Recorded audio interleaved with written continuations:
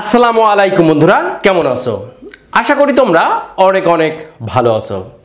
আজকে যে বিষয়টা তোমাদের সাথে শেয়ার করতে যাচ্ছি সেটা হচ্ছে রিফ্লেক্সিভ প্রোনাউন নিয়ে। সো বন্ধুরা, আমরা অনেক সময় রিফ্লেক্সিভ প্রোনাউন এর নাম শুনলেও কিন্তু আমরা বুঝি না আসলে রিফ্লেক্সিভ প্রোনাউন কোনগুলো। সো বন্ধুরা, আমরা যারা এখন পর্যন্ত ইংরেজির কিছুই বোঝি না, কিছুই জানি না, তাদের জন্য এই ভিডিওটা অনেক ইম্পর্টেন্ট। কারণ আজকে আমরা শিখব রিফ্লেক্সিভ প্রোনাউন, আসলে রিফ্লেক্সিভ প্রোনাউন কোনগুলো এবং কোথায় কিভাবে ব্যবহার করা হয় সেগুলো শিখব। সো বন্ধুরা, তোমরা যারা এখন পর্যন্ত রিফ্লেক্সিভ প্রোনাউনের নাম শোনো নাই বা রিফ্লেক্সিভ প্রোনাউন সম্পর্কে ভালোভাবে এখনও জানো না, তাদের জন্য এই ভিডিওটা অনেক ইম্পর্টেন্ট। তাই দেরি না করে ভিডিওটা প্রথম থেকে শেষ পর্যন্ত দেখো, দেখলেই বুঝতে পারবে আসলে রিফ্লেক্সিভ প্রোনাউন কোনগুলো। যাক বন্ধুরা, আর দেরি করব না, এখনই চলে যাব, আমরা শিখব আজকে রিফ্লেক্সিভ প্রোনাউন। তাহলে বলো, রিফ্লেক্সিভ প্রোনাউন।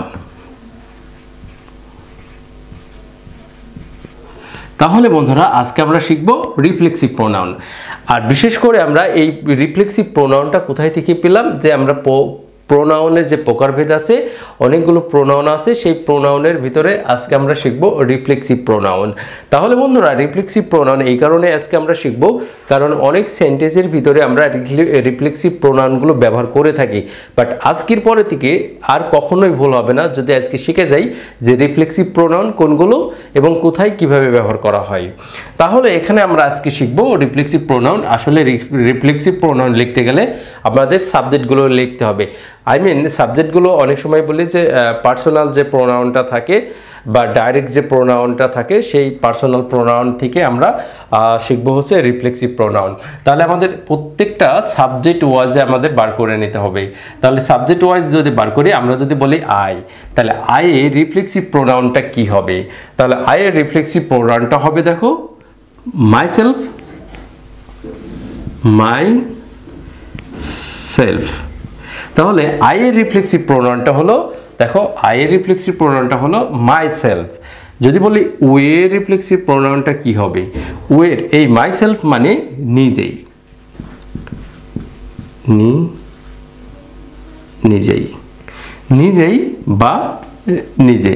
তাহলে এটা বললাম যে আই মানে আমি আর মাই সেলফ মানে নিজেই। যদি দুইটা একত্রে বসে তাহলে আই মাই সেলফ এর অর্থ হচ্ছে আমি নিজেই। তাহলে ওগুলো আমরা পরে শিখবো, তার আগে আমরা রিফ্লেক্সিভ প্রোনাউনগুলো শিখে আসি, দেখি যে আসলে রিফ্লেক্সিভ প্রোনাউন কতগুলো এবং কোথায় কিভাবে বসে। তাহলে ওইটা হচ্ছে প্লুরাল ফর্ম, সেই ক্ষেত্রে আমরা কি বসাবো, যে আওয়ার সেলফ।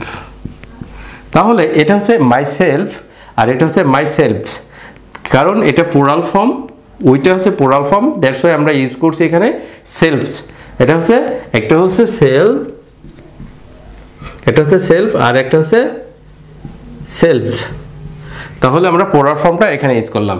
এর অর্থ হচ্ছে নিজেরাই, আমরা নিজেরাই। তাহলে নিজেরাই,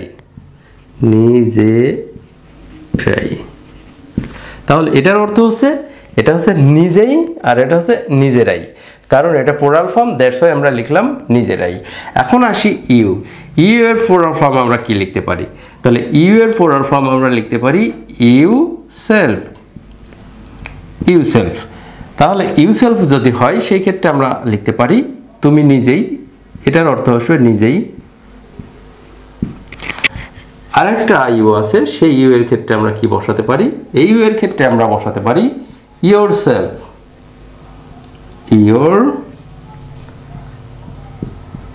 এটা তোমাদের বলে রাখা ভালো, এটা কিন্তু প্লুরাল না, এটা হচ্ছে অনেক সময় আমরা এই একই জিনিসটা ইউজ করতে পারি, যে ইউ সেলফ অথবা ইয়োর সেলফ। শুধুমাত্র পার্থক্য শুধু এখানেই, যে আমরা বলতে পারি ইউ সেলফ অথবা ইয়োর সেলফ, এর অর্থ দুটো একই অর্থ আসবে।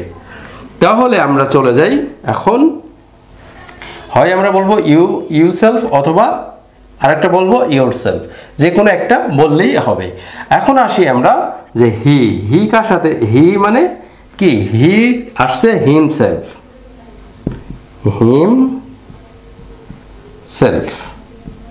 হিমসেলফের অর্থ হচ্ছে নিজেই। তাহলে আমরা এখন চলে যাচ্ছি যে শির ক্ষেত্রে।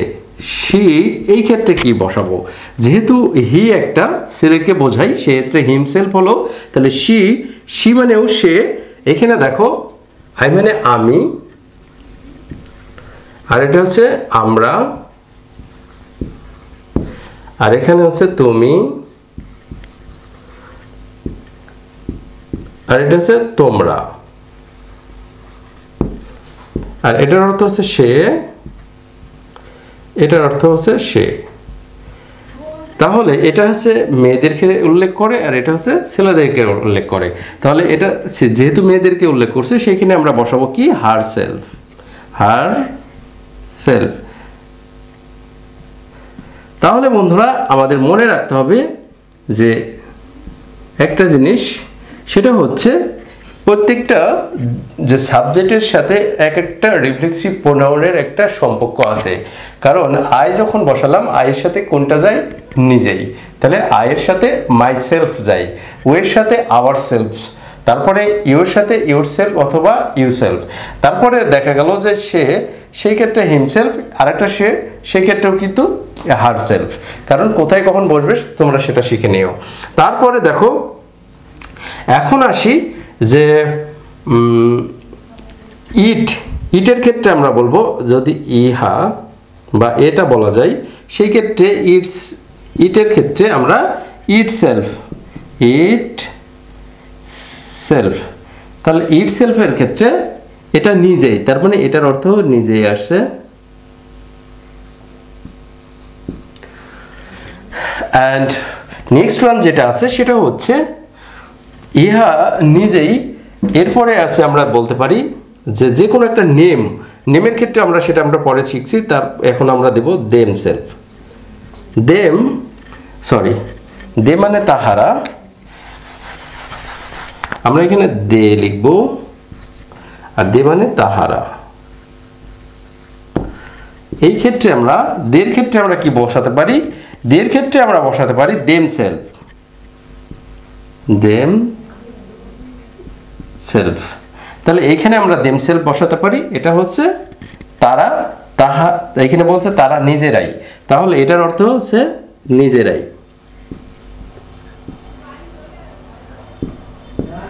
নিজেরাই। তাহলে আমরা এখন এই যে রিফ্লেক্সিভ প্রোনাউনগুলো আছে আরেকটা আমরা উল্লেখ করতে পারি ওয়ান সেলফ, আমরা বলতে পারি ওয়ান সেলফ। সেই ক্ষেত্রেও আমরা ওয়ান সেলফটা এখানে আমরা বসাতে পারি ওয়ান সেলফ।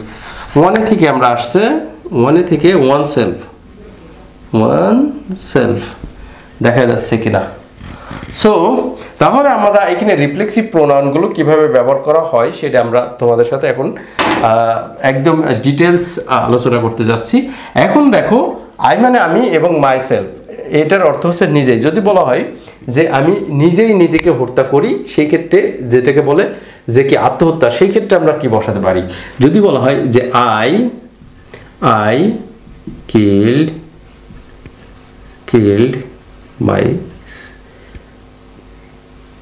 মাই সেলফ, তাহলে আমি আমার নিজেকে হত্যা করেছিলাম, আই কিল মাই সেলফ, এটাও হয়। অথবা আমরা যদি অনেক সময় বলে থাকি যে আমি নিজেই এটা করেছিলাম, তাহলে জোরপূর্বক যখন ব্যবহার করা হয় তখন কিন্তু অনেক সময় আমি যেটা বোঝাতে চাচ্ছি সেটা হচ্ছে এই মাই সেলফটা শুধু লাস্টে বসে না, সেন্টেন্সের মাঝেও বসে এবং সাবজেক্টের পরেও বসে। সাবজেক্টের পরে যখন বসবে তখন সেটার পরে একটু জোরপূর্বক দিতে হবে, মানে একটু জোর দিয়ে বলতে হবে। যদি বলা হয় আমি নিজেই সেখানে গিয়েছিলাম, তাহলে কি হবে দেখো, আমি নিজেই সেখানে গিয়েছিলাম, তাহলে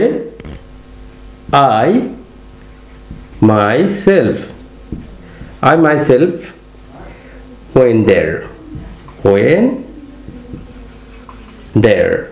তাহলে আমি নিজেই, এর অর্থ হচ্ছে আমি নিজেই সেখানে গিয়েছিলাম, আমি নিজেই সেখানে গিয়েছিলাম। তাহলে আমি নিজেই সেখানে গিয়েছিলাম, I myself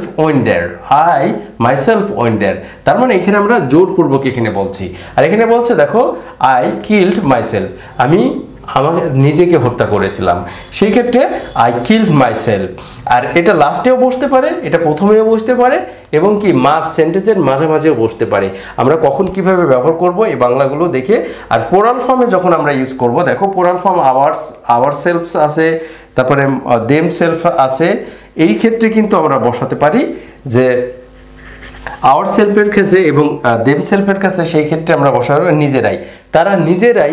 তারা নিজেরাই রান্না করেছিল, সেই ক্ষেত্রে আমরা যদি বলি তারা নিজেরাই রান্না করেছিল, তাহলে দে কুক themselves।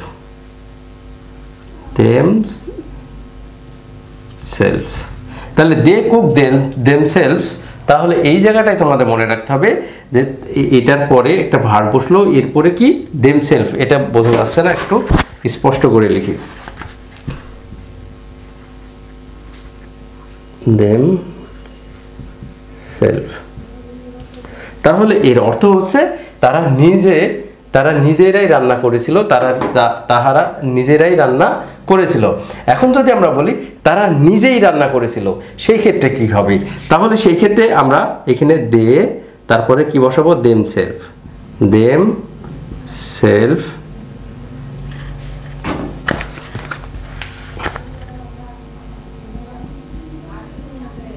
themselves cook। এখানে বলছে, সরি, যেহেতু এটা প্রেজেন্ট টেন্সটা ব্যবহার করছি, যে দে কুক themselves, তারা নিজেরাই রান্না করে। আর এখানে যদি বলি তারা নিজেরাই রান্না করে। সো এইরকম ধরনের যদি সেন্টেন্সগুলো তোমাদের কাছে মনে হবে যে আসলে অনেক কঠিন, রিফ্লেক্সিভ প্রোনাউনগুলো আমরা সেন্টেন্সের ভিতরে কোথায়, আমরা সেন্টেন্সের লাস্টেও ব্যবহার করতে পারবো, সেন্টেন্সের পরে যে সেন্টেন্সে সাবজেক্টের পরে আমরা ব্যবহার করতে পারবো। আবার অনেক সময় মাইসেলফ আই গো দেয়ার, সেইখানে আমি নিজেই সেখানে যাই, এইভাবেও কিন্তু ব্যবহার করতে পারবো। আবার সেন্টেন্সের মাঝামাঝিও আমরা ব্যবহার করতে পারি। যাক, কিন্তু এই জিনিসগুলো রিফ্লেক্সিভ প্রোনাউনগুলো অবশ্যই তোমাদের জানা লাগবে। যদি এই রিফ্লেক্সিভ প্রোনাউনগুলো না জানো, তাহলে ইংলিশে কথা বলা তো আসলে পারবা, কিন্তু আমাদের অনেক সময় এই রিফ্লেক্সিভ প্রোনাউনগুলো দরকার হয় যে বলার ক্ষেত্রে, ইংরেজি বলার ক্ষেত্রে। এই যে আমি নিজেই তোমাদের ইংরেজি শেখাচ্ছি, সেক্ষেত্রে কি হবে যে I am teaching you English কি মাইসেলফ, আমি নিজেই তোমাদের ইংরেজি শেখাচ্ছি। আবার যদি বলি আমি নিজেই তোমাদের ইংরেজি শেখাচ্ছি, তারপরেও তোমরা কেন শিখছো না, সেই ক্ষেত্রে তারপরেও কেন এটা করছো না, তারপরেও ওটা করছো না, এই ক্ষেত্রে আমরা যদি বলি আই মাইসেলফ, এই জায়গায় আয়ের পরে একটা কি বসাবা? You English. যখন তোমাদের শেখানো বোঝাবে, সেক্ষেত্রে কিন্তু আমরা টিচটা ব্যবহার করব। আর যখন আমি নিজেই ইংরেজি শিখি, সেক্ষেত্রে কিন্তু লার্নটা ব্যবহার করব। যদি বলি আমি নিজেই ইংরেজি শিখি, সেক্ষেত্রে আই মাইসেলফ লার্ন ইংলিশ, আমি নিজেই ইংরেজি শিখি। আর যদি বলি আমি তোমাদের ইংরেজি শেখাই, তাহলে কি বলবো? যে I myself teach you English. সেক্ষেত্রে হবে I myself teach you English, আমি নিজেই তোমাদের ইংরেজি শেখাই। আর বিশেষ করে তোমাদের আসলে সেন্টেন্সটা প্র্যাকটিস করতে হবে। প্র্যাকটিস করতে করতে একসময় তোমাদের কাছে একদম ইজি হয়ে যাবে। আর বিশেষ করে তোমরা সাবজেক্টগুলো যদি ঠিকভাবে মনে রাখতে পারো, তাহলে অবশ্যই তোমরা রিফ্লেক্সিভ প্রোনাউনটা মনে রাখতে পারবে। তাহলে এক এক করে আমরা রিফ্লেক্সিভ প্রোনাউন শিখলাম, পসেসিভ কেসটা শিখবো, পসেসিভ প্রোনাউনটা শিখবো, তারপরে এরকম আস্তে আস্তে আমরা আগাতে থাকবো। যাক বন্ধুরা, ভিডিওটা দেখে যদি মনে হয় তোমরা কিছু শিখতে পেরেছো, এখানে রিফ্লেক্সিভ প্রোনাউনগুলো শিখতে পেরেছো, তাহলে ভিডিওটা অবশ্যই শেয়ার করে দাও, কারণ যারা এখন পর্যন্ত জানে না তারা যেন জানতে পারে। আর এখানে দেখো যে মাইসেলফ, আওয়ারসেলফ, ইউরসেলফ অথবা yourself, themself, himself, herself, itself, themself and oneself. তাহলে এগুলো হচ্ছে কি? এগুলো হচ্ছে রিফ্লেক্সিভ প্রোনাউন। আর রিফ্লেক্সিভ প্রোনাউনটা সবসময় এর অর্থ হচ্ছে নিজেকেই বোঝাবে, একটু জোর দিয়েও বোঝাবে, অথবা নিজেই অথবা নিজেরাই, এরকম অর্থ ব্যবহার করা হবে। যাক বন্ধুরা, ভিডিওটা ভালো লাগলে অবশ্যই শেয়ার করে দাও। আর আজকে এই পর্যন্ত, ভালো থেকো, সুস্থ থেকো।